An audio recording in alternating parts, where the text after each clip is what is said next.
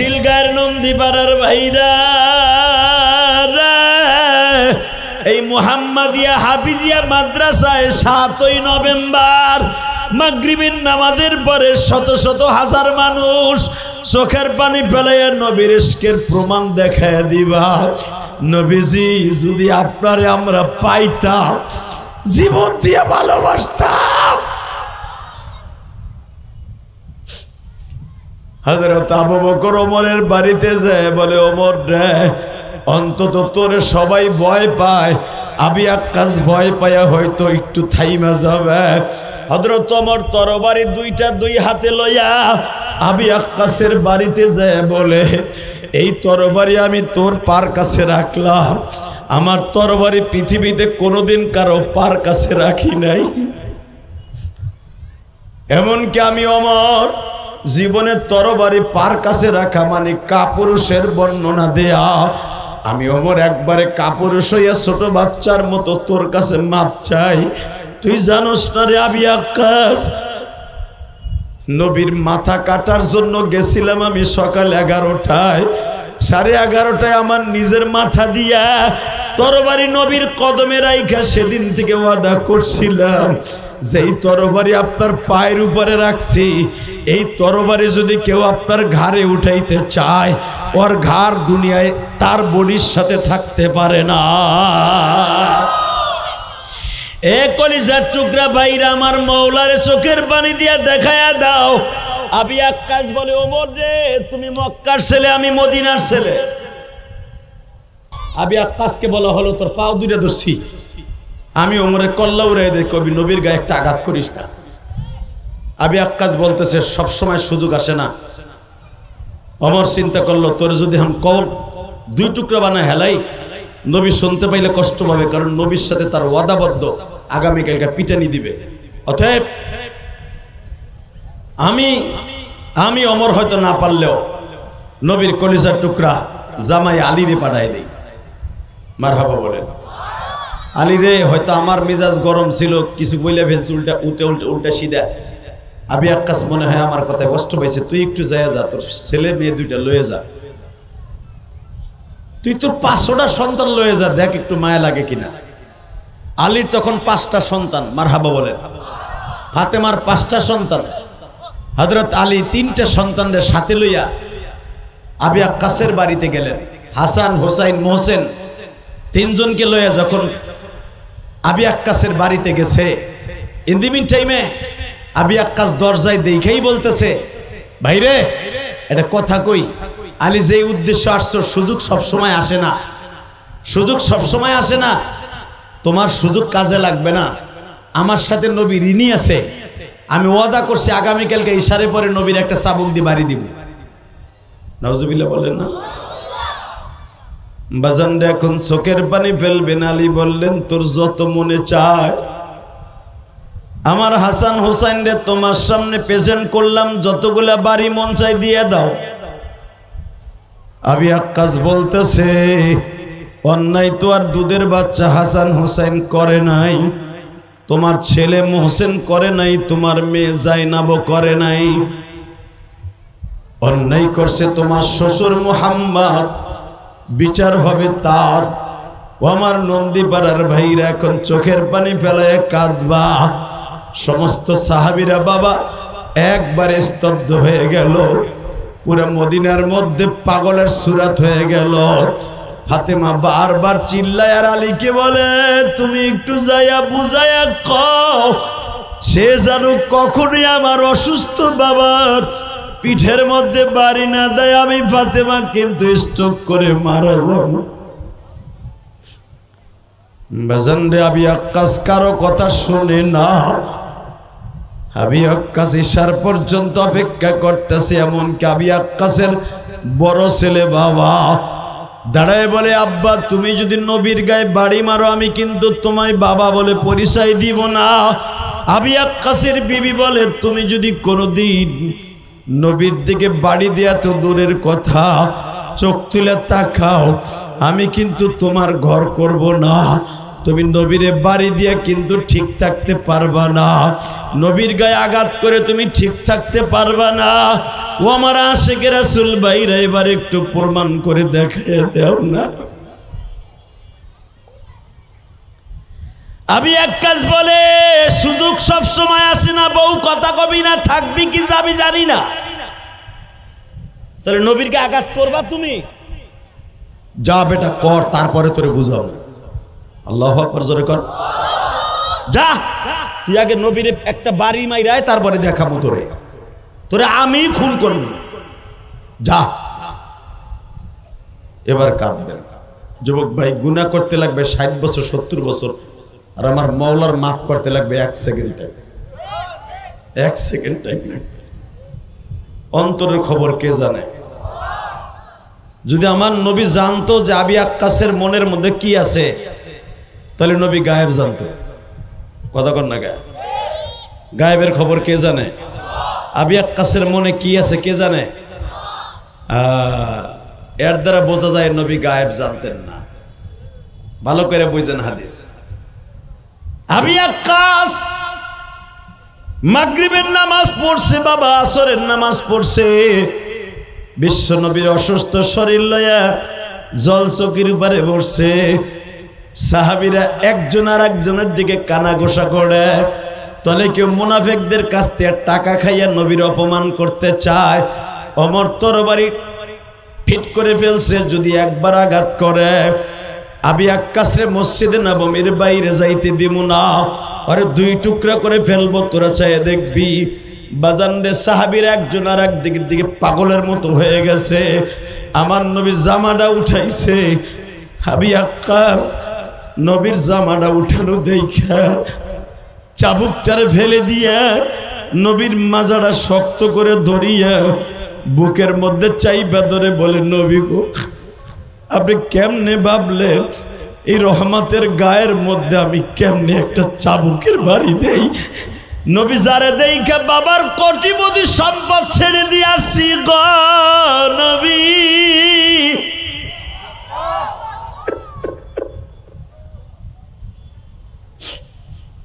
বাবার কোটি কোটি টাকার সম্পদ ফেলে দিয়ে আসছি আমার নবীর জন্য।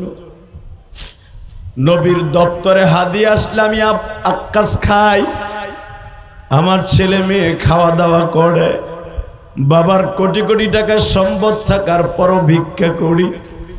নবী গো, বনে কাঠ কাইটা তারপরে কামলা দিয়ে খাই গো নবী।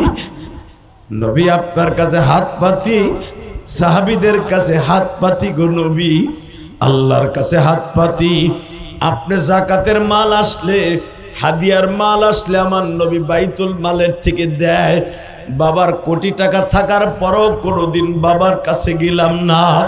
আপনি কেমনে ভাবলেন গো নবী?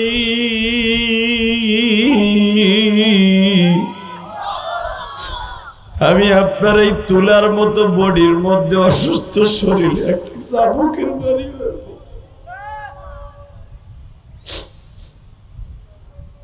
বাজান রে। আবি আক্কাস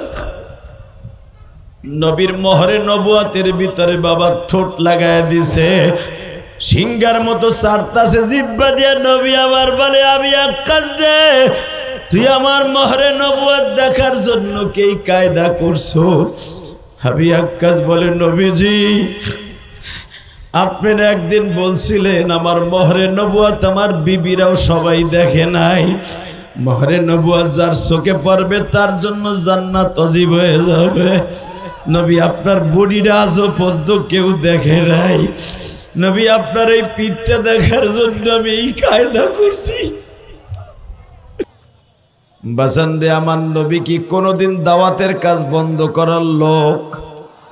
কথা জোরে কর না কে, আরো জোরে জোরে। কোন দিন আমার নবী দাওয়াতের কাজ বন্ধ করার লোক না। আরে সাধারণত এই নন্দীপাড়ায় এমন লোক আছে যারা দাওয়াত ও তাবলীগের কাজ করে, চরমোনাই যায় আল্লাহর কুতুবের ওইখানে ব্যাটারি চার্জ দেওয়ানে লেগা। উহারে যদি কেউ বুকের উপর পাড়া দিয়েও গুলি করতে চায় যে চরমোনাই আর যাইতে পারবি না, ওই পাগল রে কেউ ঠেকায় রাখতে পারবে না। ঠিক না? ঠিক।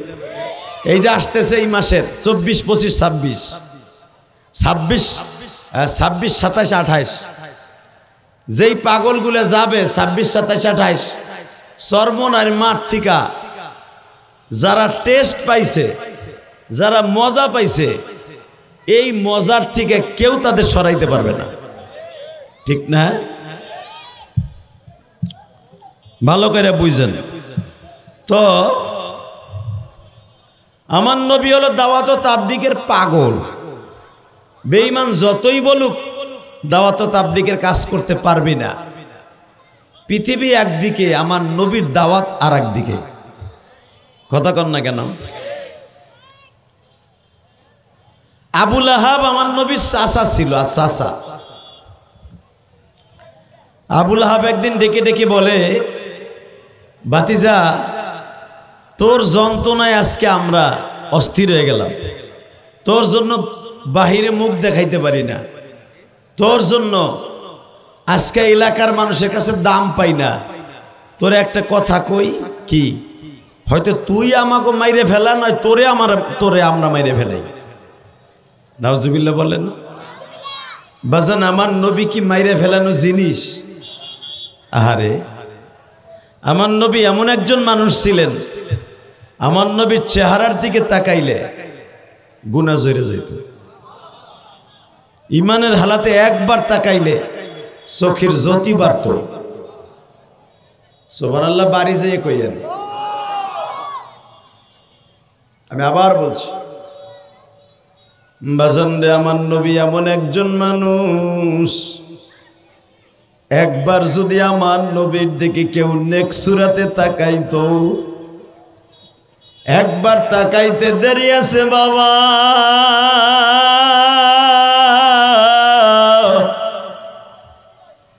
তার জীবনের সব গুনাহ মাফ হইতে দেরি হইতো না। আমার নবীর চেহারার মধ্যে এমন একটা ভিটামিন ছিল বাজার, এমন একটা ভিটামিন ছিল, নবীর চেহারার দিকে তাকাইলে ক্ষুধা নিবারণ হয়ে যাইত। তার জ্বলন্ত প্রমাণ আমি আপনাদের সামনে দিয়া যাই।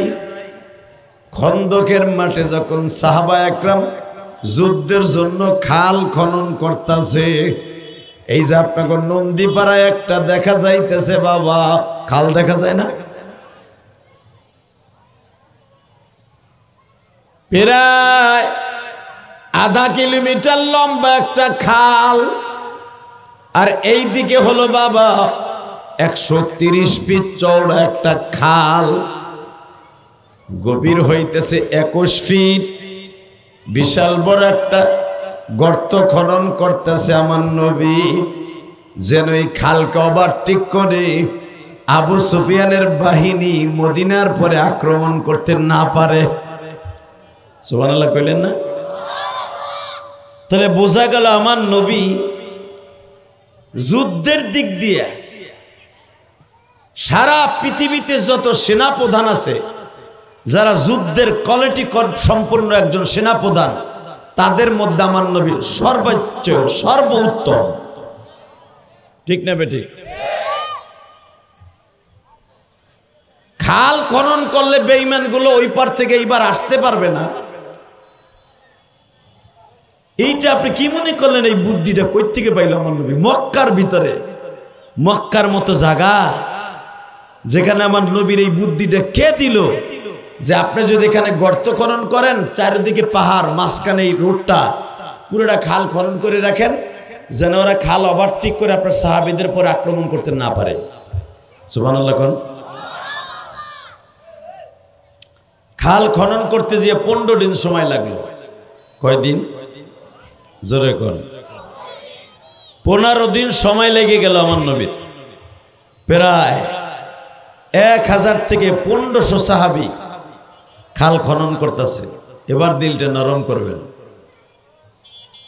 পানি আনছে না?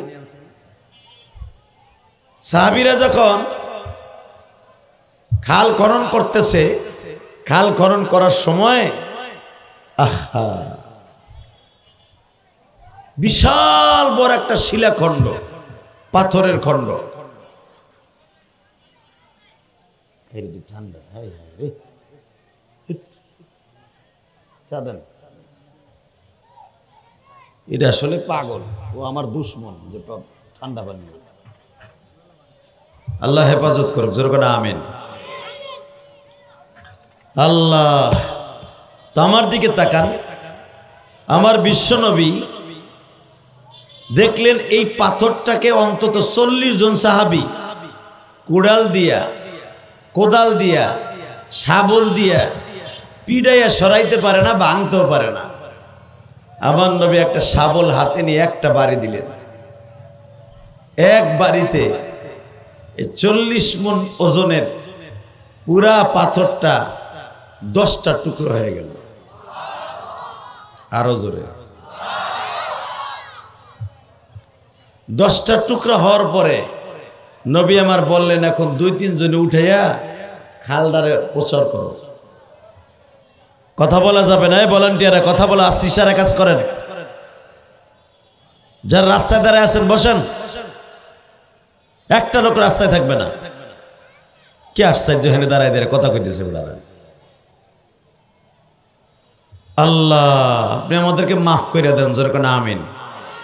মেরে ভাই দোস্ত বুজুর্গ, কথাগুলো দিলের কানে শুনেন। কোন দিনের দোয়া কবে কবুল হবে আল্লাহ ছাড়া কেউ জানে না, ঠিক না ঠিক? আজকে 7ই নভেম্বর, রোজ শুক্রবার মাগরিবের নামাজের পরে এটা আমার প্রথম মাহফিল। আমার মেহেন মাহফিল গাজীপুর মাওনা, অনেক দূরে। শুধু আপনাদের খেদমত আরজ করতে চাই, যতটুকু সময় কথা বলবো দিলের কানে শুনবেন। এমনি আপনারা দেখতেছেন আমি যে চশমাটা পড়ছি এটা পাং পুংয়ের লেগে দেই নেই। অনেকে ভাবতেছে হুজুরা পাং পুং দিয়ে আবার চশমা, খালি তো আমাকে দোষ দেখেন। আমার চোখের অবস্থা দেখছেন, চোখ ফুইলা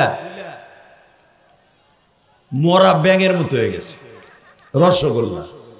এই 15 দিন ধরে এই চোখের যন্ত্রণায় ঠিক মতো ঘুমাইতে পারি না, কথা বলতে পারি না। এই যে কথা বলতেছি চোখের মধ্যে মনে হয় বিশাল বড় পাথরের খণ্ড দিয়ে কোবাইতেছে।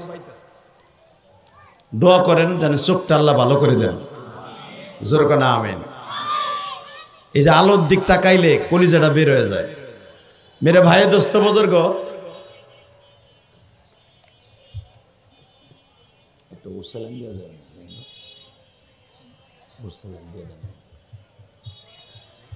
আল্লাহ ইসলাম এত সহজে আসে নাই বাজার। ইসলাম এই নন্দীপাড়া সহজে আসে নাই। এই ঢাকা নন্দীপাড়া ঐতিহ্যবাহী একটা জায়গা, ইসলাম এত সহজে আসে নাই। ইসলাম অনেক কষ্টে আইছে, কথা ঠিক না বেঠিক? আল্লাহু আকবার জোরে বলেন তো। আমার নবীরে দেখলে অনেক মানুষ আসছিল পাগল হয়ে যাইত। মা এসে একদিন আমার নবীরে গোসল করাইতেছে, খুব ডইলে ডইলে আদর করে। এই বুড়া চাচারে তো জীবন ও চাচি একদিন গোসল করাই দেয় নাই, দিছে? ওই যে এমন কইতেছে না দেয় নাই, কইতে দিব, আপনি জীবনে দিচ্ছেন নি বিড়িরে। এখন সাবান তাই বুড়া বয়সে কিনে দেন নাই মিয়া। বিড়িরে এখনো বুড়া বয়সে কিলায় ঘুষায় পাড়ায়, টাউয়া ধরে টানে, দাঁত মাত ঘুষাইয়ে লড়াই চারাই ফেলায়। ওই বিড়ি কি দিব গোসল করে? আমার নবী ও বিবিদেরকে নিয়ে 1 প্লেটে খাইতেন। আমার নবী কোনোদিন বিবিদেরকে রাইখা 2 প্লেটে খায় নাই। আল্লাহু আকবার বলেন তো। আমার নবী কোনোদিন 2 বালিশে ঘুমায় নাই। নবীর বিবিদের বাসায় বালিশ ছিল কোল বালিশ। আমরা যেটা কোল বালিশ কই, এটা ছিল নবীর মাথার বালিশ। নবীর বিবিরা কোনোদিনও নবীর ছাড়া আলাদা কোনো বালিশে ঘুমায় নাই। আর আমাগো বউরে 1 বালিশে ঘুমান তো দূরের কথা, যদি রাত্রে একটু টাচ লাগে, টাচ লাগার সাথে গরমের ভিতর অনেক ঘুরে হতো। আর যদি স্বামী বিড়িখোর হয়, কইতে বাদ দয় মুখ ওদিক ঘুরেও ভাষায় দিক ঘুরে, কথা কর না কে? হ্যাঁ। আর আমার নবী এমন একজন মানুষ ছিলেন, আমার নবীর সাথে মেসকম্বারে ঘেরান আসতেন। নবীর বিবিরা তাকায় থাকতেন, আমার নবী কখনো এর মধ্যে ঢেকুর দেয়, এবারে এবারে পেন্টু ওরে ধরে যাতা দেন তো, কই যাচ্ছে? ওর পোটলার নেশায় ধরছে, ওকে এর এদিকে আছে, কথা কর না কে? পোটলার নেশায় যেগুলো ধরে এগুলো হুজুর আর খাজুর এর দেখেনি, নবী ওখানে ওয়াজ করলো দৌড় মারব। কথা কর না, কেউ ওঠার চেষ্টা করবেন না, সময় কিন্তু কম। শুধু আপনাদের খেদমতে আমার নবী সম্পর্কে একটু বুঝাই, থিংস দিয়ে যাই। যদি নবীর সুরাতে কেউ জীবনে একটা দিন গঠন করতে পারেন, আল্লাহর কসম নবীর গাড়িতে জান্নাতে যাবেন।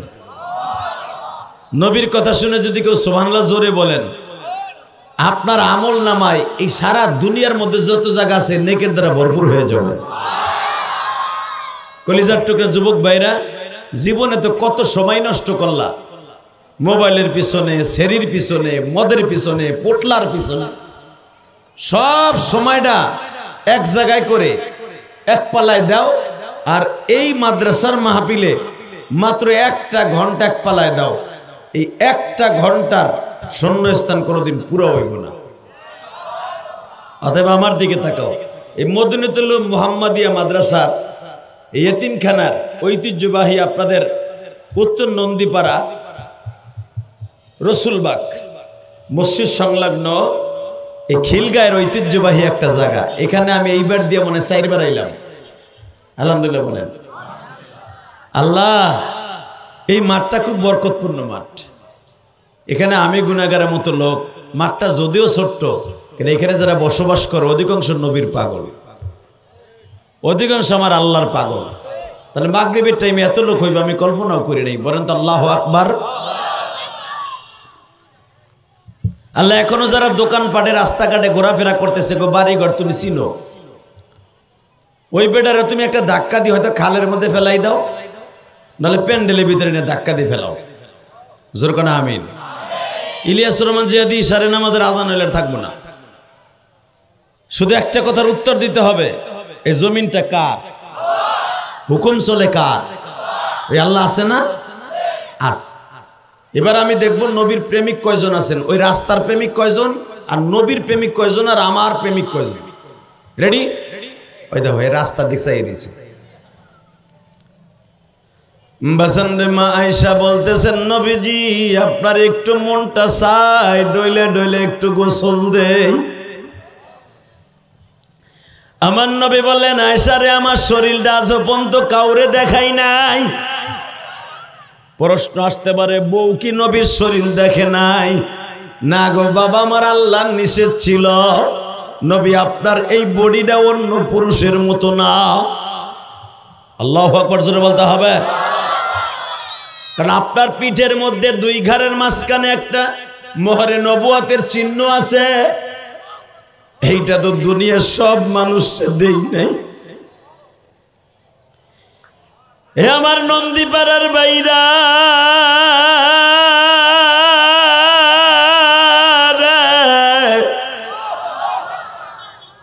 নবীর মোহরে নবুয়াত যারা জীবনে একবার দেখছে, লোকটা পাগল হইয়া জান্নাতে গেছে। তার জ্বলন্ত প্রমাণ আমি আপনারে দেখাইয়া দেই। নবীর ইন্তেকালের মাত্র 13 দিন আগে, কয়দিন? জোরে কোন, আরো জোরে, জোরসে বলো, কয়দিন?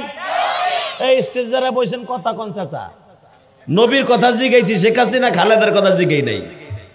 কয়দিন? কয়দিন? নবী আমার দুনিয়া তিম বানাই, উম্মাত রে তিম বানাইয়া 13 দিন পরে চলে যাইব। নবী যে উহুদের মাঠে দাঁত 2টা ভাঙছিল, ওই দাঁতের ব্যথা উঠে গেছে নবীর মাথায়। ওই যে এক ইহুদি মহিলা নবীরে বিষ খাওয়াইছিল, ওই বিষের ক্রিয়া আমার নবীর মাথায় উঠছে। নবী মাথা তুলতে পারে না, পাগলের মতো চিল্লে। নবীর মাজার মধ্যে বল নাই, গিরার মধ্যে বল নাই। ইমামতি করতে গেলে আমার নবী কেমন কেমন যেন মাথাটা ঘুরায়। এরকম ভাবে চলে গেল বাবা 7 দিন। 7 5 কত হয়? 7 দিন চলে যাওয়ার পরে আর বাকি থাকে কয়দিন? আরে 6 দিন থেকে 5 দিন বাকি থাকে। হঠাৎ একদিন আমার নবী ইশারের নামাজ পড়াইতে যে ঘুরে পড়ে গেছে। আল্লাহু আকবার বলেন। যেই মানুষটা রাস্তা দিয়ে চললে মনে হইতো পৃথিবীর শ্রেষ্ঠ বাহাদুর যায়, সেই মানুষটা ইমামতি করতে যে ঘুরে পড়ে গেছে। স্টেজের ভিতরেই, মসজিদের ভিতরে ঘুরে পড়ে গেছে। সাহাবীরা নবীর ওই বসা অবস্থায় নামাজ কমপ্লিট করলেন, মারহাবা বলেন। নবী আমার বললেন, সাহাবীরা আমি মনে হয় আর মসজিদে আসতে পারব না, তোমরা যে কোনো একজন ইমাম বানাই নিও। এই কথাটা শোনার পরে কি আপনাকে কষ্ট লাগে না? যেই মানুষটা 11টা বছর ইমামতি করছে, আজকে সেই যায় নামাজটা খালি।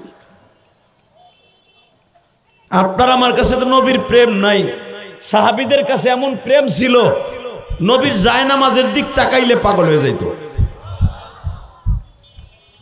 বাজান এবার দিলটা নরম করে দেখেন এক ফোঁটা পানি আসে কিনা।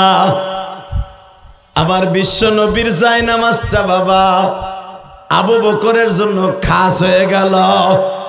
নবী যেই মুসাল্লায় নামাজ পড়াইতেন, মুসাল্লাটা সাইড করে রাইখা দিয়া আবু বকর নতুন একটা খেজুরের পাটি বাবা বিছাইয়া নামাজ পড়ায়। এ আমার কলিজার টুকরা খিলগা নন্দীপাড়ার বাইরা, আজকে 7ই নভেম্বর 2025 মাগরিবের নামাজের পরে দিলটা নরম করে দেখায় দাও। নবীর আশেক যারা ছিল বাবা, নবী আজকে ইমামতি করতে পারবে না, বাসায় চলে যাবে। তাইতে যদি এত খারাপ লাগে, যারা নবীর পিছনে নামাজ পড়তো তাদের কেমন লাগতো? বাজান প্রায় 10,000 সাহাবী মসজিদে নববীর ভিতরে নবীর পিছনে নামাজ পড়তো।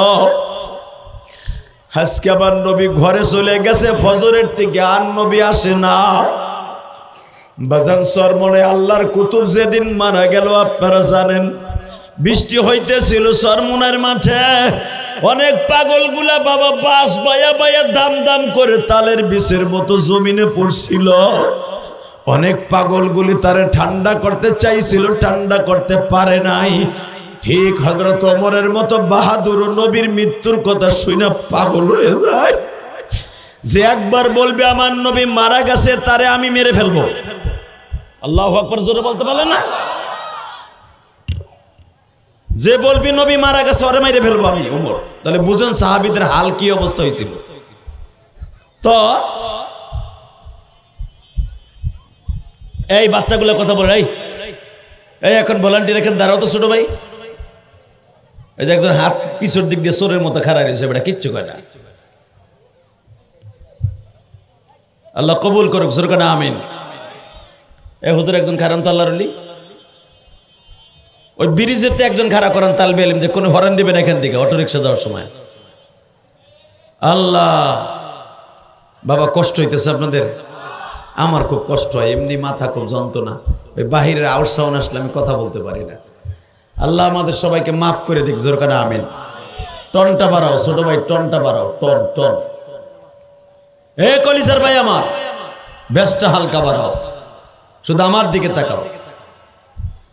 তো যখন 5 দিন পর্যন্ত নবী মসজিদে আসে না, ঠিক 12ই রবিউল আউয়াল আমার নবী আজকে চলে যাবে। জোরে কোন মারহাবা, আরো জোরে কোন, আরো জোরে। আল্লাহ যারা নবীর কথা শুনে কানবে, এদের সবাইকে তুমি মাফ করে দিবা, এদের ছেলে মেয়েদের কলি বানাই দেবা, দূরে হ্যাঁ এখানে থাকে। এ কলিজার দাদা আমার, এ কলিজার টুকরা খিলগার ভাইরা, পৃথিবীতে একজন মাত্র মানুষ ছিল যার চেহারার দিক তাকাইলে ক্ষুধা লাগতো না। আরো জোরে কর। তো আমার নবী 5 দিন পর্যন্ত ঘরের মধ্যে বসা, মাথার যন্ত্রণায় উঠাইতে পারে না। তো নবীর ইন্তেকালের 5 দিন আগে, 13 দিন আগে নবী অসুস্থ হয়েছে, আর মাত্র 5 দিন বাকি, ঘরের থেকে বেরোতে পারে না। ইন দি মিন টাইমে নবী সবার কাছ থেকে মাফ চাইতেছে। বাবারা রে, সাহাবীরা রে, আমার হয়তো যাওয়ার টাইম হয়ে গেছে, তোমরা আমারে মাফ করে দিও। সুবহানাল্লাহ জোরে কইলেন না? নবীর একজন সাহাবী, সে নবীর হাতে চুমা দিয়ে কয়, হুজুর আমি আপনারা মাফ করতে পারতাছি না, আপনি আমার কাছে একটা দিক দিয়ে ঋণী আছেন। নবী আমার চোখগুলা বড় বড় কয়, বাবারে আমি জীবনে কারো পরে ঋণ রেখে যাইতে রাজি না। বাবা আমি তোমার কাছে কি ঋণী আছি বলো তো? নবী আপনি একটা যুদ্ধে যাওয়ার সময় আপনি যে ঘোড়ার উপর উঠছিলেন, তখন আমি আপনার ঘোড়ার উপর ওঠার জন্য আমি আমার হাত পাইতে দিছিলাম, আপনি আমার হাতে পাড়া দিয়ে উঠছিলেন। তো আপনি যখন ঘোড়া উঠবেন ঘোড়ারে চাবুক মারার সময় ওই চাবুকটা ঘোড়ার পিঠে না লাগে আমার পিঠে লাগছিল, 4টা দাগ হয়ে গেছিল, রক্তগুলা লাল হয়ে গেছিল কাপুর হুজুর। আমার ওই ব্যথাটা এখন আমি বলতে পারি না হুজুর। আমার কাছ থেকে যদি আপনার মাফ চাইতে হয়, আপনাদের সবার কাছে মাফ চাইতেছেন, আমার একটা দাবি, আমি আপনার পিঠে একটা চাবুকের বাড়ি মারব। আল্লাহু আকবার বললেন না? আমার নবী মুস্কি হাসে দিয়া কয়, একটা বাড়ি মারলে কি আমার মাফ করে দিবা? হ্যাঁ, আপনাদের বলছেন আল কতল বিল কতল আল আনফা বিল আনফা। যদি কেউ নাক নষ্ট করে দেয় ঘুষি দিয়া, তুমিও তার নাক নষ্ট করে দাও। আর সিন্ন বিল সিন, তুমি যদি কাউরে দাঁত ভেঙে দাও, শরিয়াত হলো তার দাঁতটা ঘুষি দিয়ে ভেঙে দাও, এটা হলো শরিয়াত। বুঝলেন না আমার কথা?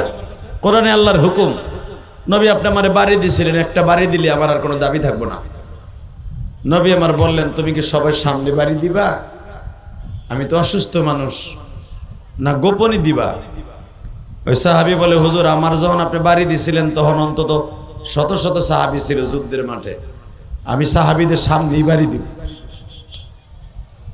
বাজানরে মাত্র 3 মিনিটের ভিতরে পুরো মক্কার মধ্যে খবরটা ছড়িয়ে পড়ল। নবীর একজন প্রিয় সাহাবী, যার সাথে এতগুলা যুদ্ধে অংশগ্রহণ করছে, এতগুলা সাহাবী যার আন্ডারে কাজ করে, সেই সাহাবী আমার নবীর আবি আক্কাস নামে সাহাবী, যে ধনাঢ্য পরিবারের ছেলে, নবীর জন্য এমন কোন যুদ্ধ নাই, চান্দা দেয় নাই। নবী যারে গৌরব করে বলতেন, ও ধনী পরিবারের ছেলে হইলে কি হবে, ধন থাকা সত্ত্বেও যার ধন আল্লাহর রাস্তায় লাগে না, ওর মতো বদমাশ আল্লাহর জমিনে হয় না। এই যে বাড়িওয়ালার টাকা বাড়ি ভাড়া থেকে আল্লাহ রাস্তায় কিছু টাকা দান করে না, ওর মতো বাটপাড়া আল্লাহর জমিনে থাকতে পারে না। বাড়িটা কে দিছে? কে? তোমার বাপে দেছে না? কথা কর না কেন? এই মেয়েটা, তোমার বাপ ভাড়া রয়েছে, এখন তুমি 6 তলা 10 তলা বিল্ডিং এর মালিক। তুমি যেই আল্লাহ তোমার এতগুলো টাকা দিল, যেই আল্লাহ দিছে ওই আল্লাহর নামে দান করতে হবে। কথা ঠিক না বিলি? ওয়া আনফিকু মিম্মা রাযাকনাহুম ইউনফিকুন। আমি তোরে দিছি, তুই আমারে দে। তুই দিবি না, তোর বিল্ডিং এ ফাটল ধরাবো, ভূমিকম্প দেব। কারো এই নন্দীপাড়া একটা বিল্ডিং এ ফাটবো না, তোরটা ফাটল ধরবো। ভাড়াটিয়া 2 দিন পর চলে যাবো। কথা কর না কেন? কারো বিল্ডিং এ আগুন লাগাবো না কারেন্টের, তোর বিল্ডিং এ আগুন লাগাবো। কথা কর জোরে জোরে। ঠিক আছে, আপনারা আমার সাথে একমত? হে কলিজার ভাই আমার, ভালো করে বুঝেন তো। আমার বিশ্বনবী বললেন, তুমি যদি একটা বাড়ি দিয়ে আমারে মাফ করে দাও, আমার কোনো দুঃখ নাই। বলেন তো আল্লাহু আকবার। এই কথা বইলা নবী বললেন, ঠিক আছে জামাটা উঠাইলাম, বাড়ি দাও। না, আমি আপনার ঘরের মধ্যে গোপনে বাড়ি দিব না, সাহাবীকে সামনে বাড়ি দিব। দারে কুতনির হাদিস, আনাস ইবনে মালিক বলেন, আমি নবীর পিছনে ওযুর পানি নিয়ে দাঁড়ায় আছিলাম, আমার নবী ওযু করবে। ইন্দিমিন টাইমে নবীর সাথে আর আবি আক্কাসের সাথে কথা হইতেছে। নবী বললেন, তাহলে কোন সময় বাড়ি দিবা? আগামীকালকে ইশারের পরে আমি আপনার বাড়ি দিব। বাজানরে 3 মিনিটের ভিতরে পুরো মক্কার মধ্যে কথাটা ছড়িয়ে পড়ল। আগামীকালকে ইশারের সময় আমার নবীর পিঠের মধ্যে বাড়ি দেবে আবি আক্কাস, ধনাঢ্য পরিবারের ছেলে, এত বড় একজন ধনাঢ্য পরিবারের পোলা। নবী যারে অনেক ভালোবাসতেন, আজকে সে নবীরে মারবে। বাজান আবু বকর রাতের অন্ধকারে 11টার পরে আবি আক্কাসের বাড়িতে গেছে। আবি আক্কাসের বিবি বলে, স্বামী বাসায় নাই, মসজিদে গেছে। আবু বকর আস্তে করে উস্তুনে আবিল্লাহ বাবার কাছে যাইয়া দেখে, বাবা মদিনার মধ্যে মসজিদে নববীর ভিতরে 8টা খুঁটি আছে, বাবার দোয়া কবুল হওয়ার মতো। উস্তুনে আবিল্লাহ বাবার পিছনে বইয়া তাসবিহ পড়তেছে আবি আক্কাস। আবু বকর আস্তে করেছে বলে, আবি আক্কাস রে, এই দেখ আমি শীতের মৌসুম, চাদরটা খুলে দিছি, জামাটাও খুলে দিছি, গেঞ্জিটাও খুলছি, তোর গায়ে যত শক্তি আছে তুই তো 43 বছরের পোলা। আমি আবু বকর প্রায় 60-এর কাছাকাছি বয়স, কেন আমার নবীর বয়স যদি 63 বছর হয়, আমার বয়স 61। আল্লাহু আকবার জোরে বলো। আমার 61 বছর বয়স। এই বৃদ্ধ বয়সে আমার কোনো দুঃখ থাকবে না। এই যে জামাটাও খুলে দিছি, গেঞ্জিটাও খুলে দিছি, আবি আক্কাস রে তুই যেমনে পারো আমারে বাড়ি দিয়া পিঠটারে ক্ষত বিক্ষত করে দে। তবে আমার নবী এই 60 দিন হয়ে গেল ঘরের থেকে বাইর হয় না। নবী আমার ইমামতি করতে আসতে পারে না রে আবি আক্কাস।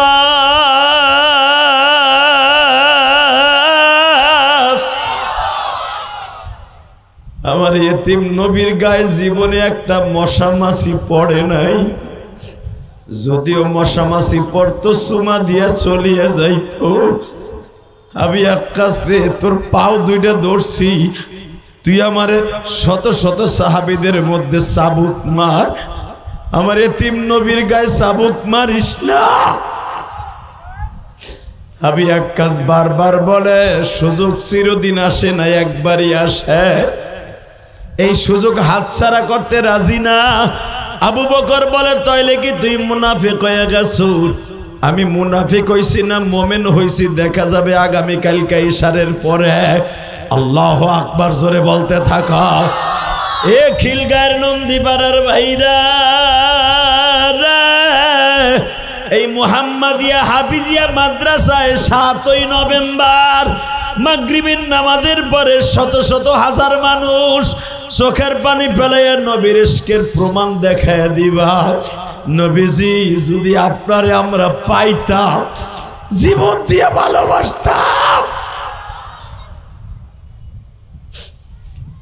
হযরত আবু বকর ওমরের বাড়িতে যায় বলে, ওমর রে অন্তত তোরে সবাই ভয় পায়, আবি আক্কাস ভয় পায়া হয়তো একটু থাইমা যাবে। হযরত ওমর তরবারি দুই হাতে লইয়া আবি আক্কাসের বাড়িতে যায় বলে, এই তরবারি আমি তোর পার কাছে রাখলাম। আমার তরবারি পৃথিবীতে কোনোদিন কারো পার কাছে রাখি নাই। এমনকি আমি ওমর জীবনের তরবারি পার কাছে রাখা মানে কাপুরুষের বর্ণনা দেয়া। আমি ওমর একবারে কাপুরুষ হইয়া ছোট বাচ্চার মতো তোর কাছে মাপ চাই। তুই জানোস না রে আবি আক্কাস, নবীর মাথা কাটার জন্য গেছিলাম আমি সকাল 11টায়, 11:30টায় আমার নিজের মাথা দিয়া তরবারি নবীর কদমে রাইখা সেদিন থেকে ওয়াদা করছিলাম যেই তরবারি আপনার পায়ের উপরে রাখছি, এই তরবারি যদি কেউ আপনার ঘাড়ে উঠাইতে চায়, ওর ঘাড় দুনিয়ায় তার বডির সাথে থাকতে পারে না। এ কলিজার টুকরা ভাইরা আমার, মওলারে চোখের পানি দিয়া দেখায়া দাও। আবি আক্কাস বলে, ওমর রে তুমি মক্কার ছেলে, আমি মদিনার ছেলে, বাহাদুরি দেখাবা না, টোটো টোমরো, সুযোগ সবসময় আসে না। আল্লাহু আকবার জোরে বলেন। সুযোগ পাইছি, হাতছাড়া করুন না। হযরত ওমর বলেন, দেখ রে এই তরবারি দিয়ে দরকার হয় আমার ঘাড়ার মধ্যে, পিঠের মধ্যে যে কয়টা আঘাত দরকার দে, অথবা আমার কল্লাটা নামায় দে, তবু আমার অসুস্থ নবীর পিঠের পর একটা বাড়ি দিস না।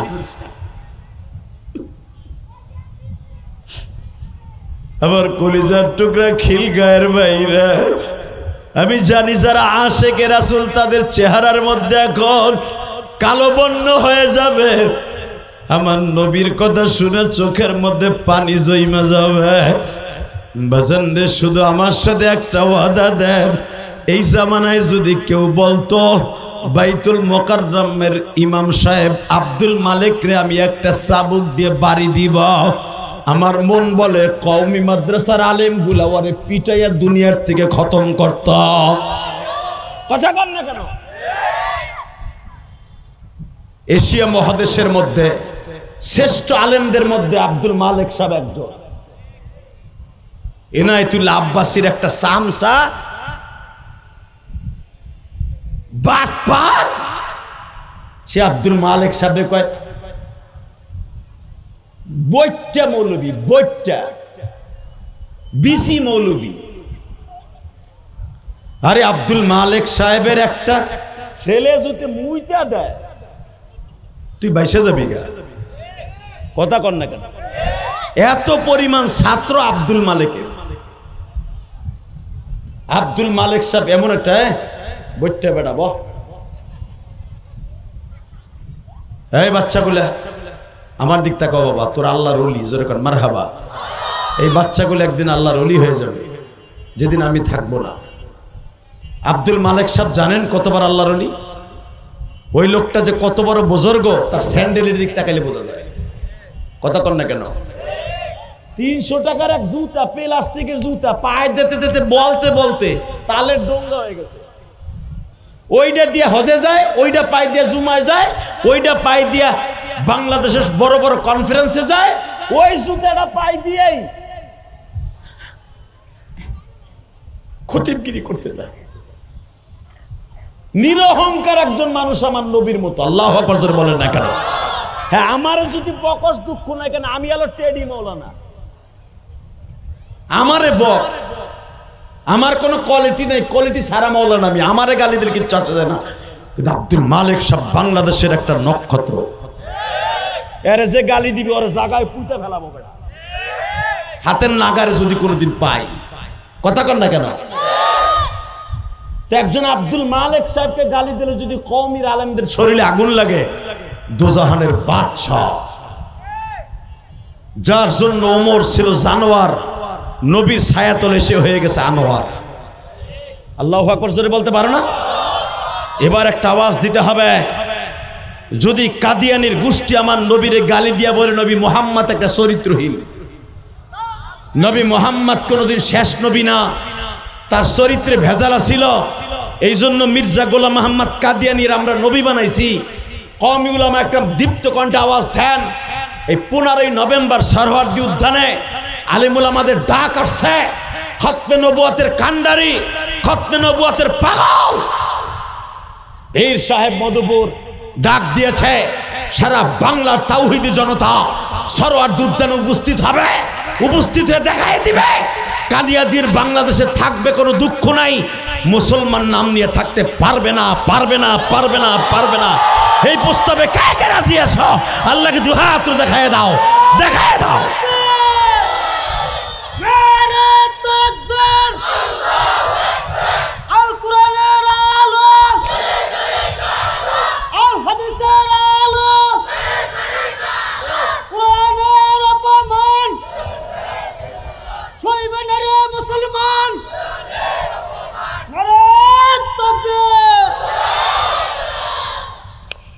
অনেক চাষা আছে বইয়া বইয়া চাষির চিন্তা করতেছে যে চিল্লা নিজে দিমু যদি মরিয়া জায়গায় বুড়ির অবস্থা কি হইব।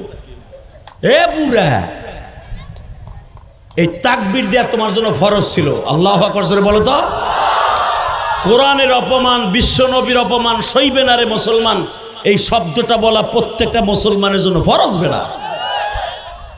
কাদিয়ানীদের মুসলমান ঘোষণা দেয়া এটা বলা ফরজ। কাদিয়ানি কাদিয়ানি, হে উলামা কেরাম জোরে, কাদিয়ানি কাদিয়ানি, লিল্লাহে তাকবীর। নামাজ রোজার চাইতে বেশি ফরজ এই শব্দটা বলা বেটা, কারণ নামাজ রোজা কবুল হওয়ার জন্য মেন শর্ত হলো বিশ্ব নবীর আখিরি নবী বলে মানা। কাদিয়ানিরাও নামাজ পড়ে, কাদিয়ানিরাও রোজা রাখে, তারাবি পড়ে, সব করে, ওরা হজও করে, কিন্তু ওরা কাফের কেন? বোঝা গেল ওরা নবীরে মানে না। এই জন্য তুমি আর আমি মানি, এটা উচ্চারণ করতে হবে জবান দিয়া, ইকরার বিল লিসান। আল্লাহু আকবার জোরে বলতে হবে। খালি মনে মনে বিশ্বাস করে নবী শেষ নবী, এতে কাজ হবে না। ইমানের শাখা হলো জবান দিয়েও স্বীকার করতে হবে বেটা। লিল্লাহে তাকবীর, আর জোর নাই, লিল্লাহে তাকবীর। কাদিয়ানি কাদিয়ানি, কাফের কাফের, কাদিয়ানি কাদিয়ানি, কাফের কাফের। ডাক্তার ইউনূসকে বলবো, আপনারা শেখ হাসিনা খালেদা সুদখোর কয়, আমরা হুজুররাও কইছি, এখনো কই, সুদ আপনি খাইছেন, এখনো খাইতেছেন, কথা কর না কেন?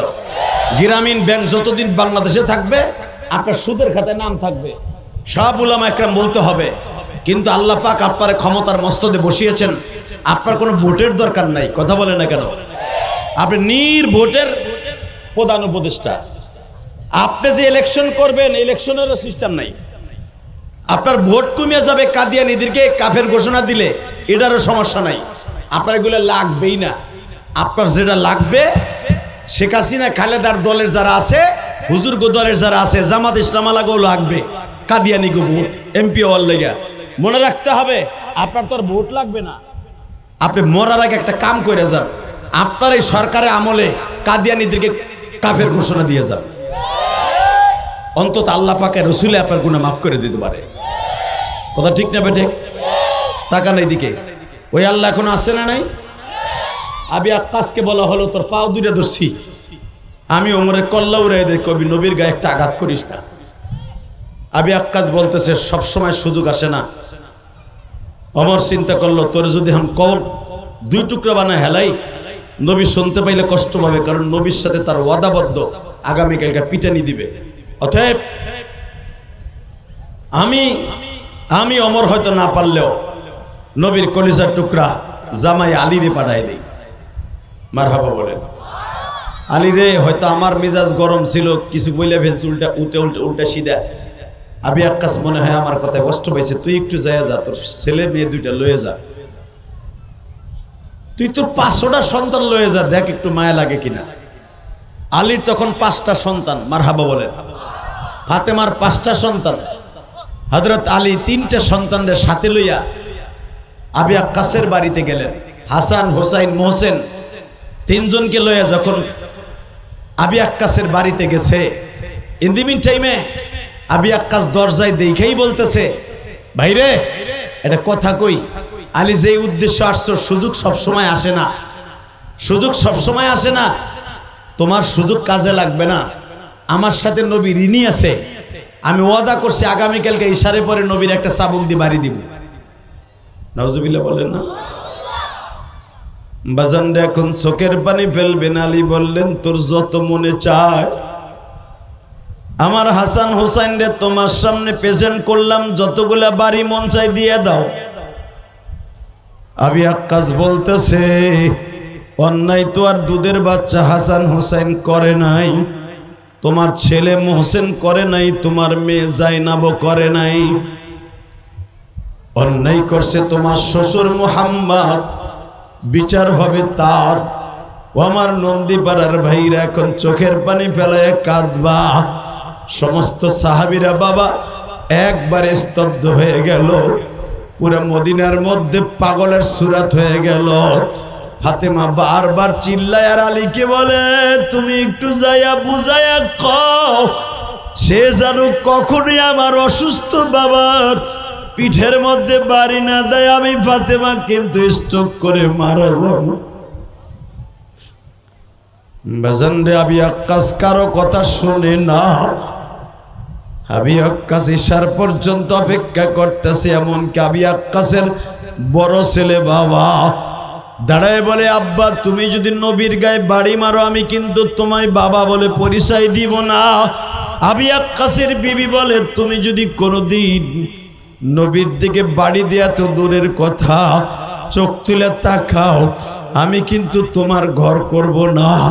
তুমি নবীরে বাড়ি দিয়ে কিন্তু ঠিক থাকতে পারবা না, নবীর গায়ে আঘাত করে তুমি ঠিক থাকতে পারবা না। ও আমার আশিক রাসূল ভাইরা, এবার একটু প্রমাণ করে দেখিয়ে দাও না। আবি আক্কাস বলে, সুযোগ সব সময় আসে না, বউ কথা কবি না, থাকবি কি যাবি জানি না। তাহলে নবীরকে আঘাত করবা তুমি? যা বেটা কর, তারপরে তোরে বুঝাও। আল্লাহু আকবার, জোরে কর। যা, তুই আগে নবীরে একটা বাড়ি মাইরায়, তারপরে দেখাবো তোরে, তোরে আমি খুন করব। যা। এবার কাঁদবেন যুবক ভাই, গুনাহ করতে লাগবে 60 বছর 70 বছর, আর আমার মাওলার মাফ করতে লাগবে 1 সেকেন্ড টাইম। 1 সেকেন্ড টাইম লাগবে। অন্তরের খবর কে জানে? যদি আমার নবী জানতো যে আবি আক্কাসের মনের মধ্যে কি আছে, তাহলে নবী গায়েব জানতো। কথা কর না গায়েব? গায়েবের খবর কে জানে? আবি আক্কাসের মনে কি আছে কে জানে? এর দ্বারা বোঝা যায় নবী গায়েব জানতেন না। ভালো করে বুঝেন হাদিস। আবি আক্কাস মাগরিবের নামাজ পড়ছে, বাবা আসরের নামাজ পড়ছে, বিশ্ব নবীর অসুস্থ শরীর লয়া জল চকির উপরে বসছে। সাহাবীরা একজন আর একজনের দিকে কানা ঘোষা করে, তলে কেউ মুনাফিকদের কাছ থেকে টাকা খাইয়া নবীর অপমান করতে চায়। ওমর তরবারি ফিট করে ফেলছে, যদি একবার আঘাত করে আবি আক্কাসরে মসজিদে নববীর বাইরে যাইতে দিব না, আরে দুই টুকরা করে ফেলবো, তোরা চাই দেখবি। বাজান রে, সাহাবীর একজন আর একদিকের দিকে পাগলের মতো হয়ে গেছে। আমার নবীর জামাটা উঠাইছে, আবি আক্কাস নবীর জামাটা উঠানো দেখা চাবুকটারে ফেলে দিয়া নবীর মাজাটা শক্ত করে ধরিয়া বুকের মধ্যে চাইবা ধরে বলে, নবী গো, আপনি কেমনে ভাবলেন এই রহমতের গায়ের মধ্যে আমি কেমনে একটা চাবুকের বাড়ি দেই? নবী যারে দেইখা বাবার কোটিপতি সম্পদ ছেড়ে দিয়ে আসছি গো নবী।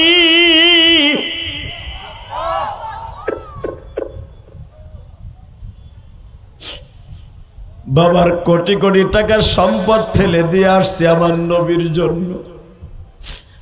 নবীর দপ্তরে হাদিয়া আসলে আমি আক্কাস খাই, আমার ছেলে মেয়ে খাওয়া দাওয়া করে, বাবার কোটি কোটি টাকার সম্পদ থাকার পরও ভিক্ষা করি। নবী গো, বনে কাঠ কাইটা তারপরে কামলা দিয়ে খাই গো নবী। নবী আপনার কাছে হাত পাতি, সাহাবীদের কাছে হাত পাতি গো নবী, আল্লাহর কাছে হাত পাতি। আপনি যাকাতের মাল আসলে, হাদিয়ার মাল আসলে আমার নবী বাইতুল মালের থেকে দেয়। বাবার কোটি টাকা থাকার পরও কোনোদিন বাবার কাছে গেলাম না। আপনি কেমনে ভাবলেন গো নবী?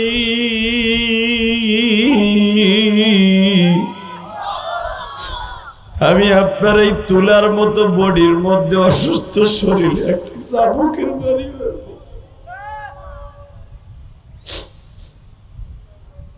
বাজারে আবি আক্কাস নবীর মোহরে নবুয়াতের ভিতরে বাবার ঠোঁট লাগায় দিছে, সিংহার মতো সারতাছে জিহ্বা দিয়া। নবী আমার বলে, আবি আক্কাস রে, তুই আমার মোহরে নবুয়াত দেখার জন্য কি কায়দা করছো? আবি আক্কাস বলে, নবীজি আপনি একদিন বলছিলেন আমার মোহরে নবুয়াত আমার বিবিরাও সবাই দেখে নাই। মোহরে নবুয়াত যার চোখে পড়বে তার জন্য জান্নাত অজীব হয়ে যাবে। নবী আপনার বডিটা আজও পদ্ম কেউ দেখে নাই। নবী আপনার এই পিঠটা দেখার জন্য আমি এই কায়দা করছি।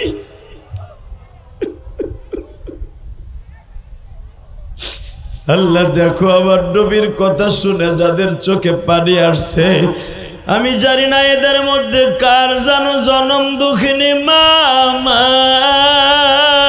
গো মা। মার মতো দরদি এই জগতে কেউ নাই গো আল্লাহ। এখানে অনেক আলেম ভাইরা আছে, হেফজখানায় পড়ছে, মাদ্রাসায় পড়ছে, মায়ের হাতের খাবার আর খাইতে পারে না। আল্লাহ তুমি তাকায় দেখো, আমার মতো যারা মা মা বলে কান্দে, আহারে বাবা আমার দিকে তাকায়া থাকবা, দুই ফোঁটা চোখের পানি ফেলাই আল্লাহরে দেখায় দিবা। আবি আক্কাস যদি আমার নবীর মোহরে নবুয়াতে চুমা দিয়া যদি বাবা চির জান্নাতি হয়ে যাইতে পারে, আবি আক্কাসের কথা শুনে যদি তোমার চোখে পানি আসে, হযরত ওমর দৌড়ে আসিয়া আবি আক্কাসকে বলে, আবি আক্কাসকে তোর মতো কায়দা তো জীবনে আমিও করতে পারি নাই রে। তুই যে এই কায়দাটা করছো আমি কোনোদিন বুঝতে পারি নাই রে আবি আক্কাস।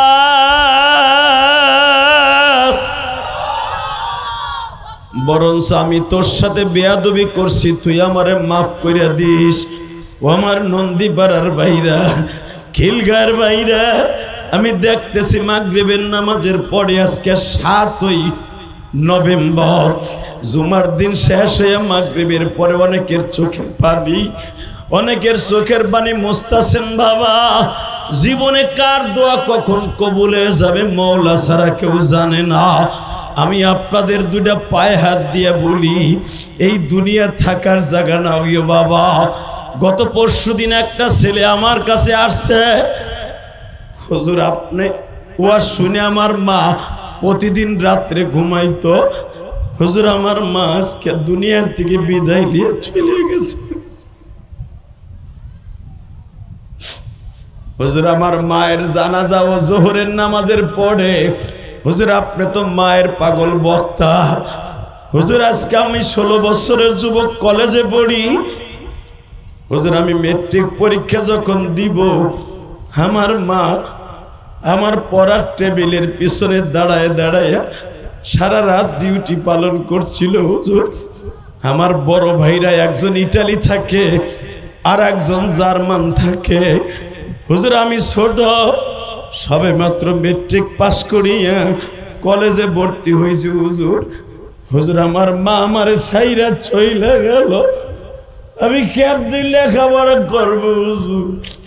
আপনি আমার মায়ের জন্য দোয়া করেন।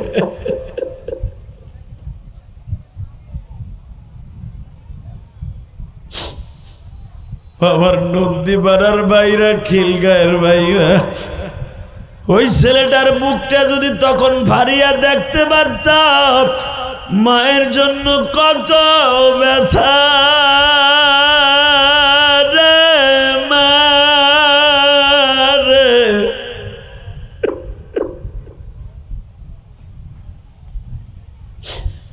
ছেলেটা আমারে বারবার বলে, হুজুর আমি আপনার ভক্ত, আমার মাও আপনার ভক্ত। হুজুর আমার আব্বা মারা গেছে করোনার ভিতরে, আমার মা আজকে হারায় ফেললাম।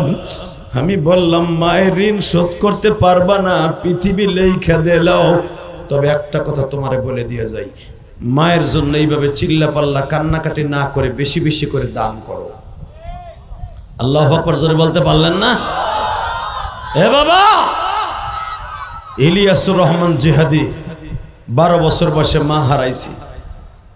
আমার মা আমাকে ইন্তেকালের সময় বলে গেছিল, ইলিয়াস রে তুই পারলে কোনোদিন টাকার মালিক হইলে একটা মসজিদ বানাইস। যেই হুজুর আমার অ্যাডভান্স করতে গেছিল আমার বাড়িতে, মসজিদটা দেখে আসছে, 4 কোটি টাকা খরচ করে একটা মসজিদ বানাইছে। এই যে আজকে 3 তলার কাজ চলতেছে, 6 টন রড কিনে দিয়ে ওয়াজে আইছে, আলহামদুলিল্লাহ বলেন। 3 তলার রড সোজা করতেছে 3 তলার ছাদ দেওয়ার জন্য। 7 কোটি টাকা লাগবে আমার মসজিদে, 7 কোটি। আমি কোন ধনীর টাকা দিয়ে মসজিদ বানাই নাই, আমি গরিবের টাকা দিয়ে মসজিদ বানাইছি। আপনাদের মতো একটা রিক্সা চালকের 100 টাকা দিয়া আমি মসজিদ বানাইছি, আলহামদুলিল্লাহ বলেন। আমার রক্ত ঝরানো পয়সা, রক্ত ঝরানো পয়সা, ঘাম ঝরানো পয়সা দিয়ে মসজিদ বানাইছি। যুবক ভাই তোর পাও দুনিয়া ধরে বলে দিয়ে যাই, আমার মা ওই গোপালগঞ্জের জমিনে ঘুমিয়ে আছে, মকসিদপুরের জমিনে। কত বছর যে মা কইয়া ডাকি না মনেও নাই।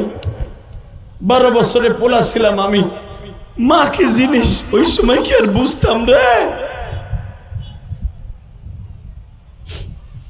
তবে একটা জিনিস এখন বুঝি, যদি আমার মা আজকে বাইসে থাকতো, মনে হয় আমার চাইতে সুখী বাংলাদেশের কোনো বক্তা থাকতো না।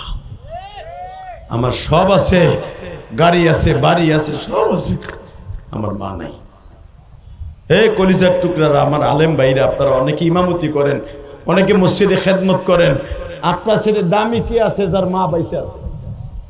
আর যার মা নাই ওর মতো হতভাগা কেউ নাই। এটা শুধু আমি বলি নাই, শুধু 2টা মিনিট আমার দিক তাকায় থাকবেন, 2টা মিনিট। ইউসুফ নবীর বয়স ছিল তখন 13 বছর। কত জোরে কোন? কত? ইউসুফ নবীর বাইরে তারা কুয়ায় ফেলাই দিল।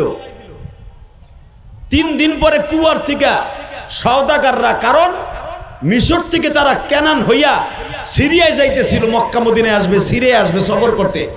সফর শেষ করে সিরিয়ার উপর দিয়া, মিশরের উপর দিয়া, ইরাকের উপর দিয়া তারা মিশরে যাবে। আল্লাহু আকবার জোরে বলতে পারে না? তো ক্যানানের ক্যানাল বর্ডার পাস করতে হয়। আমি ইউসুফ নবীর যে কুয়ার মধ্যে ফেলছিল 2013 সালে এই কুয়াটা দেখছিলাম। এই কুয়ার পানি কিয়ামত পর্যন্ত কমবে না। আল্লাহু আকবার জোরে বলতে পারেন না? 5টা কুয়ার পানি কিয়ামত পর্যন্ত যাররা পরিমাণ কমবে না। তার ভিতরে 1 নম্বরে জমজম, 2 নম্বরে আইয়ুব আলাইহিস সালামের কুয়া, যেই কুয়াটা আইয়ুব আলাইহিস সালামের পায়ের আঘাতে হয়েছিল। উরকুদ বিরিজলিক হাদা মুগতাসালুম বারিদি ওয়া শারাব। আল্লাহু আকবার জোরে বলতে পারলেন না? এই কুয়ার পানি আইয়ুব আলাইহিস সালামের পায়ের আঘাতে হয়েছিল, এই কুয়ার পানি জীবনে কমবে না। যেটা ফিলিস্তিনে এখন এই বেজরমা ইসরায়েলটা দখল করতে চায়। ফিলিস্তিনিরা বলছে জীবনে 1 ফোঁটা রক্ত থাকতে আইয়ুব আলাইহিস সালামের এই কুয়াকে তোকে দখল করতে দিব না, দিচ্ছেও না। এই গাজায় সময় কম, শুধু আমার দিক তাকায় থাকবেন, কোনো দিকে ঘাটটা ঘুরাবেন না। ইন দি মিন টাইমে আল্লাহ আইয়ুব আলাইহিস সালাম ইয়াকুব আলাইহিস সালামের সন্তান ইউসুফ আলাইহিস সালাম 3 দিন পরে সওদাগররা ইউসুফরে উঠাইছে বালতি দিয়ে টাইনা, চামড়ার বালতি দিয়ে টাইনা উঠাইয়া হের বাইরা দৌড়ে কয় এটা আমাকে চোরা গোলাম, চুরি করে এখানে বাকছে, এটা আমরা বিক্রি করে এলাম। সওদাগর যিনি মালিক ছিল, মালিক ইবনে আউস, সে বলতেছে এই গোলাম কোনোদিন চুরি করতে পারে না। যারা আস্তে আল্লাহু আকবার বলবেন মরার আগে বোবা হইয়া মরবেন। ওই যে আইতাছে ইলেকশন, ধানের শীষ আর দাড়িপালার হুজুর গো 32 দলের মার্কা, আর নৌকাও খারাইব দেখেন। কথা কন না কেন? আপনি ভাবতেছেন নৌকারে বাদ দিয়ে ইলেকশন করবে? সময় মতো দেখবেন খারাই গেছে গাড়িটা। কথা কন না কেন? কখন কি হয়ে যাবো কিচ্ছু বুঝবেন না। তবে বাংলাদেশে একটা জিনিস হয়েছে, ফেসিস্ট সরকারের খেদাইয়া একটা জিনিস হয়েছে, যদি কেউ আকাম কুকাম করে, আলেম ওলামার বিরুদ্ধে কথা কয়, আলেমদের জেলখানায় ঢুকায়, ওগো পিডাইয়া কেমনে মস্ত ছাড়া করতে হয় এটা মুসলমান বুঝে হালাইছে, ছাত্র সমাজ বুঝে হালাইছে, জনগণ বুঝে হালাইছে। যেটাই আকাম করবে দর সালারে। কথা কন না কেন? কষ্ট হইতেছে? 2 মিনিট কথা বলি। এই মুসলমানের পোলা জন ইয়াকুব আলাইহিস সালামের ছেলেরা তার বেইছে ফেললো মাত্র 20 টাকায়। কয় টাকায়? জোরে কন। কয় টাকা? পৃথিবীর শ্রেষ্ঠ সুন্দর আমার নবীর পরে ইউসুফ আলাইহিস সালাম তার 20 টাকায় বেচে। মালিক কয় এই গোলামের দাম 20 টাকা হইতে পারে না, নিম্নে আছে 5000 টাকা। ওই জামানার 5000 টাকা মানে এই জামানার 500 কোটি টাকা। আজ থেকে 5,500 বছর আগে। তো মালিক বলতেছে এটা তো বোম্বা সামনে বসে গেল। আল্লাহ কবুল করুক, জোরে কোন আমিন। কষ্ট পাইতেছেন? আমার দিক তাকান 2 মিনিট। যখন 20 টাকায় বেচে লাইছে, বেচার পরে তারা শর্ত লাগাইছে ইউসুফরে বস্তায় ঢুকাবেন তো মিশরে যাওয়ার আগে, বর্ডার পাস হওয়ার আগে ইউসুফরে আপনি বস্তাতে বাইর করতে পারবেন না। 1 2 নম্বরে ইউসুফরে যে বেচলাম কারো কাছে বলতে পারবেন না। 2 3 ইউসুফরে কোনোদিন জিজ্ঞেস করতে পারবেন না ওর বাড়ি কই। 4 এর নাম কিন্তু ইউসুফ, মনে রাখবেন কিন্তু গোলাম, ও কিন্তু সাধারণ পরিবারের ছেলে না। মালিক বলে দেখেন চেহারা দেখে বুঝে লাইছি এটা সাধারণ পরিবারের ছেলে না। ওর গায়ে যে জামাটা আছে এই জামাটা আমার মনে হয় মিশর কেনান সব বেচলে ওই জামার গায়ে হবে না, কারণ ওই জামাটা দিছিল জান্নাত থেকে আমার আল্লাহ। আরো জোরে। ঠিক আছে, এর আমি নিয়ে গেলাম, বস্তার মধ্যেই ঢুকামু, মিশরের আগে বস্তাতে বাইর করবো না, শর্ত একটা 20 টাকা দিয়ে নিলাম, এর আর একটা মাইর আপনারা দিবেন না, ও চোর হইতে পারে না। আল্লাহু আকবার বলেন। আমি এখন 20 টাকা দিয়ে কিনছি, এখন আমাদের গোলাম, আপনারা আর একবারও গায়ে হাত দিবেন না। তখন ইউসুফের বড় ভাই রবিন ইউসুফরে মারতেছিল। এখন চোখের পানি ফেলবেন মাত্র 2 মিনিট। ইউসুফ আলাইহিস সালামের ভাইদের মতো নিষ্ঠুর পৃথিবীতে কোনো মানুষ আল্লাহ জন্ম দেয় নাই। তাকানের দিকে এ মুসলমান ভাইরা, ইন দি মিন টাইমে আল্লাহর পয়গম্বর ইউসুফকে যখন বস্তার মধ্যে ভরে নিয়ে যায়, ইউসুফ আলাইহিস সালাম বস্তার মধ্যে ভরা অবস্থায় বস্তার মধ্যে বয়ে বলছিল, ভাইরে আমি তো আর কোনোদিন কেনানে আসবো না, আমার একটু টাইম দিবেন। কয় কে? ওই যে একটা টিলা পাহাড়ের উপরে, ওইখানে আমার জনম দুঃখিনী মা শুয়ে রয়েছে। জোরে জোরে জোরে জোরে। আপনি যে আমারে কিনছেন 20 টাকা দিয়া, আপনার কি বিশ্বাস হয় যে আমি চোরা গোলাম, চুরি করে পালাইছি? না, তুই চুরি করস নাই। আপনার কি বিশ্বাস হয় যে আমি একটা গরিব পরিবারের ছেলে? না। আপনার কি বিশ্বাস হয় যে আপনি আমার বস্তাতে বাইর করে আমার মায়ের কবরটা জিয়ারত করতে দিলে আমি ভাগ্যে যামুগা? না। এইখানে কোনারা যে বাচ্চাগুলো কথা কয় তোমরা দেখো না? হ্যাঁ, বাজান এবার আমার দিকে তাকান, চোখের পানি ফেলায় আমার মৌলারে দেখায় দেন। যখনই বলছে আমারে কি মনে হয় আমি ভাগ্যে যামুগা? কয় না। তাহলে আমারে মাত্র 10টা মিনিট টাইম দেন, আমি তো আর মরার আগ পর্যন্ত কেনানে আসবো না। যদি আপনি আমারে 10টা মিনিট টাইম দেন, আমি আমার মায়ের কবরের কাছে দাঁড়াইয়া দোয়া করব।